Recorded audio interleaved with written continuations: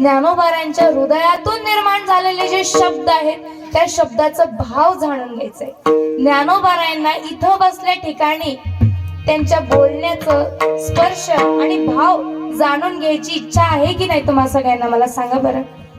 वाटतं ना ज्ञानोबारांनी आपल्याला कुरवाळावं? वाटतं ना ज्ञानोबारांचं प्रेम आम्हाला मिळावं, त्यांचे शब्द आमच्या कानावर पडावे?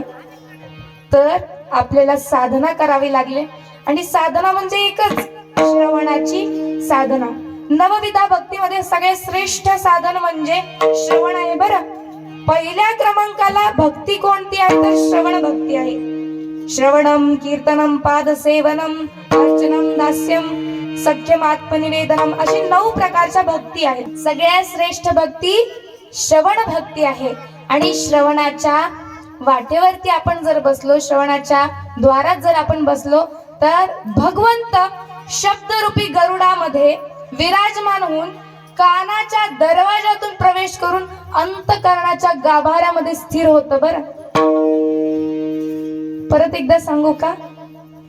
भगवंत शब्दरूपी गरुडावर म्हणजे ज्ञानोबारांच्या शब्दरूपी गरुडावर विराजमान होऊन कानाच्या द्वारातून प्रवेश करून अंतकरणामध्ये विराजमान होतो. मग तुम्हाला वाटतं ना भगवंत आमच्या अंतकरणात स्थिर व्हावं? ज्ञानोबारांचे शब्दच आहेत जे आपल्याला भगवंताला भेटू देऊ शकतात, भगवंतापर्यंत घेऊन जाऊ शकतात. त्याची जवळीक साधायची असेल तर संतांशिवाय पर्यायच नाही आपल्याला.